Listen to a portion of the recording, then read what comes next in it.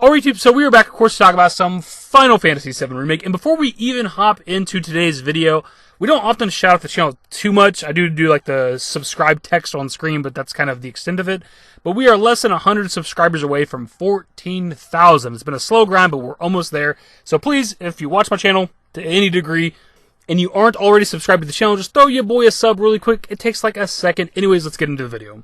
So for today's video, they dropped a blog post going even deeper into the intermission / Yuffie DLC for Intergrade, and we give it a look at like the Scarlet character and the fight that we're going to have within the DLC. They look a little bit at Nero.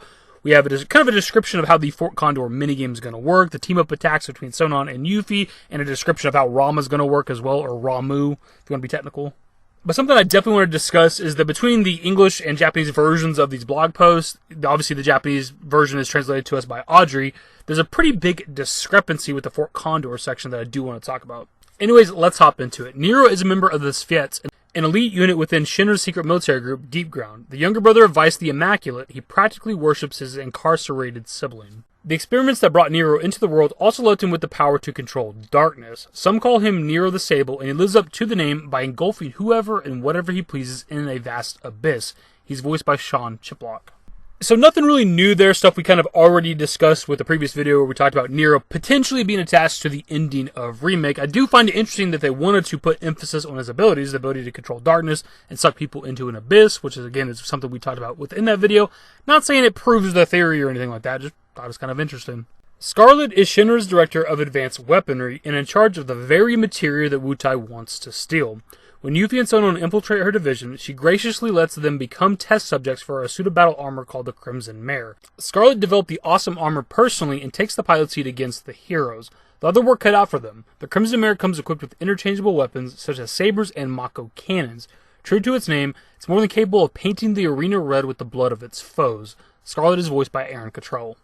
So this is one part I was definitely wanting to discuss because there's been a theory out there for a while ever since we got a description of the intermission DLC of what we're doing. Yuffie and Sonon are there for Wutai chasing down the ultimate materia, that the ultimate materia itself was whatever Scarlet was creating in the base game, and that seems to be the case, right? They say that she literally created the ultimate materia that they're after. Now, obviously, within the base game, this cutscene right here, whatever experiment they're doing fails, but at some point, I'm assuming she was successful in creating some powerful materia. Now, as for what this ultimate materia is, again, we don't really know. The speculation is that it's some sort of, like, huge materia, and if we look at this cutscene at the beginning, before the materia starts expanding and the experiment fails, it is green materia, so your basic magic materia, and there was a green huge materia in the original game. I don't know if any of that matters, just thought I'd point it out. And this is why we always talk about theories, my dudes. I always try to point this out whenever one is true, because as soon as we learned that Yuffie was coming to Midgar for some powerful materia, people immediately jumped on Scarlet's creating that materia, and again, that was true. Now we're going to hop into some of the Sonon and Yuffie combat stuff. It says, if both characters have ATB available, pressing L2 will engage synergy with Yuffie and Sonon, allowing them to team up for special attacks that can stagger enemies more easily. Here's an example of some of the synergized attacks they can pull off.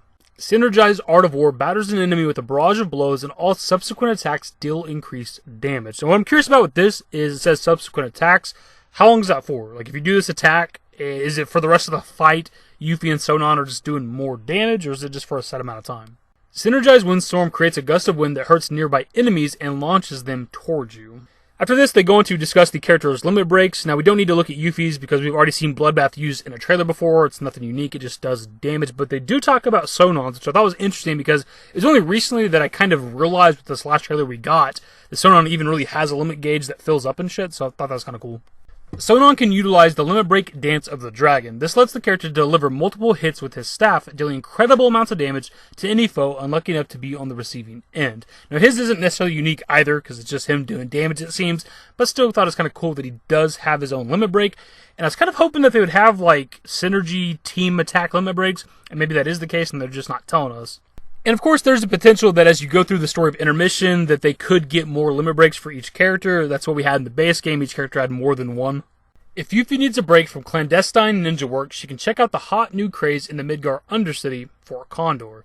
Inspired by one of Shinra's military campaigns, it's a game of strategy in which two players deploy units to conquer their opponent's base and defend their own. Here's how it works. Now, before we hop into the description of the Fort Condor minigame, this is where there's a difference between the Japanese description of this segment and the English description. So the English description says, inspired by one of Shinra's military campaigns, Whereas in Japanese it says, the strategy game is based off of the remote area Fort Condor, where it once stood against Shinra, which can be interpreted very differently. For starters, it says the remote area Fort Condor, which sounds like it's an area that there's nothing there anymore, as in maybe Fort Condor's already destroyed, and the phrase once stood against Shinra sounds like it no longer stands, as in maybe they've already defeated Fort Condor, which is something we've talked about in the past, because from a logical standpoint, it never made sense that we could stand up against Shinra because we're buying off mercenaries, something we did an entire video about, and Shinra would obviously have more money than any of us. And realistically, given how much power and money they have, they should have defeated Fort Condor a long time ago, right? There shouldn't be this little bitty fort that's just somehow standing strong against Shinra. Like, that just doesn't make sense. So I think it makes perfect sense with the remake story that they've already defeated Fort Condor and potentially acquired the huge materia that was there, assuming that huge materia is even still going to be a part of the remake story. However, I don't know how I feel about the possibility of Fort Condor being destroyed or not existing when it comes to remake, because me personally, being a huge FF7 fan, I want to see every location from the original FF7 in modern graphics and 3D and everything like that, right? So I don't know how I feel about the possibility of it just not being there. The other possibility here too, and this might just be me reaching, but I thought it was an interesting concept, is that Fort Condor still does exist, and they just don't want people to know that this little group of people is holding them off, and they just cannot take over this fort. So maybe they just talk about it in the past tense to kind of cover up the fact that it still exists. Anyways, onto the description of the Fort Condor minigame. First, you select the board, which determines the number of ATB charges and materia available to you. You can also set the units you wish to deploy. We're then given this image that I want to put a bit of emphasis on. For starters, Yuffie is playing against Kyrie, which I thought was pretty interesting because as far as we knew, we're just going to play against Polk, but it seems like we can play other NPCs around the world. Maybe it'll be something like OG Final Fantasy with like Final Fantasy 8 and 9, where you could, like, the card game, you could play like a ton of different characters. Some of the things I wanted to point out are the different materials. Yuffie's deck right here or whatever has fire with some sort of green heart. Kyrie has what looks to be like thunder, electric, and a different kind of heart symbol. Also, Kyrie's headquarters has more health, and so does her outpost compared to this Yuffie one. And also, of course, Kyrie has 7 options here, while Yuffie only has 6. So I don't know how you get the different boards to use and the different amount of like monsters and troops to use. Just hit my phone with my hand.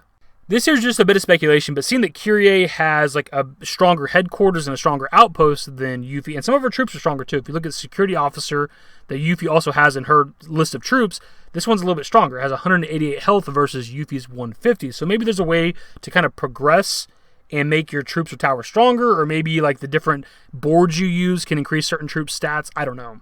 Anyways, onto some actual info. You use ATB charges to deploy a unit. Once deployed, it will march toward your opponent's base and automatically engage any enemy units it encounters. A unit is assigned one of 3 roles: Vanguard, Ranged, or Defense. These determine which enemies it will be effective against. So looking back at a part of that image again, the red sword would be your Vanguard troops, the green bow and arrow would be your ranged troops, and of course the blue shield would be your defensive troops. Now I don't know if in terms of how they are effective against each other is based on the troop themselves or just their role. If it's just their role, I imagine the ranged troops have the advantage over the regular red ground troops. So I think it'd go green effective against red, red effective against blue, blue effective against green. That's just a guess. Materia can be used to cast powerful spells. Timing matters as each orb can only be used once per match, so it's up to you to decide when is best to use it. So I do think the materia is going to be pretty crucial when it comes to some of these matchups, assuming that they have a little bit of challenge to them, because you can only use them once each. Like, each materia can only be used once per game, so you don't want to use that too early or too late where you're going to lose the fight. Also, looking at that image, I just noticed that there's a troop that has both the Vanguard, like red sword, and the green ranged bow and arrow, so I don't know what that means exactly. Does this mean that this troop is both of those things, good against both of those things, weak against both of those things? I'm not entirely sure. Fort Condor is gaining massive popularity, and word on the street, or under it, is that anyone who can defeat the Grandmaster can win some rare materia. Now, does that sound like something a certain Wu-Tai ninja would be able to resist? So this is something that we already assumed would be the case with this DLC, that a lot of the rewards for stuff for Yuffie is going to be materia, as opposed to Gil. For one, she wants materia, but also it's just a 2-chapter DLC, so you're not really going to have time to earn a lot of Gil and spend it. The question I want to pose to you guys is, who do you think the Grand Master of the Fort Condor board game is going to be? I feel like given the history of the Final Fantasy series, it's going to be somebody out of left field. A random example I could give is like Barret. Like, you wouldn't expect Barret to be the Grand Master, but that'd be a surprise. Now, I'm not saying we're going to play against Barret, but that's just a random example of somebody you wouldn't expect. If you look at like Final Fantasy 9 with the Tetramaster card game, the champion ended up being Regent Sid, who's like the king of Limblum, so it was like super out of left field. Now, before we get into the final segment of this video, I pronounce this character's name as Rama, just like I pronounce Kate Sith as Kate Sith, despite it being Ketchi. I call her Yuffie, but a lot of people call her Yuffie. The main character of Final Fantasy X is Tidus, but I call him Titus. Like, that's just how I've always called him. So his name's Rama to me. Also, Ramu sounds just stupid. We're just going to read over his abilities because obviously most of us already know about him. Voltaic Lance, Rama brings down a lance of lightning that deals damage to nearby enemies for a short time. Judgment Bolt is Rama's ultimate attack, which he'll use just before he leaves the field of battle. It conjures a spectacular lightning storm that lays waste to all enemies on the battlefield.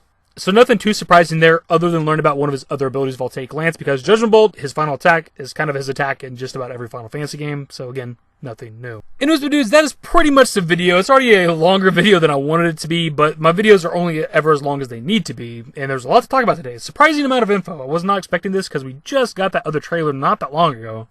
The shit that grabbed my attention the most are, of course, Scarlet creating the ultimate materia that Yuffie and so on are after. People call that within the community. And then, of course, the possibility of Fort Condor not existing, potentially, when it comes to Remake. It's kind of a... I don't know, man. Don't know how I feel about it. Either way, my dudes, that is the video. Hopefully you enjoyed. If you did, give it a thumbs up. Subscribe to the channel if you guys are new and want to stay up to date with more Final Fantasy VII Remake content. Turn on my notifications. Follow me on Twitter, #DavidYT. I'm a Discord. Links to most social networks are in the description and in the outro. Later, guys. Used to care what people thought, but now I care more, and nobody out here's got it figured out. So therefore, I've lost all hope of a happy ending, depending on whether or not it's worth it. So insecure, no one's perfect. We spend it with no shame. We blow that like Coltrane. We in here like low gain or leave it like Cobain.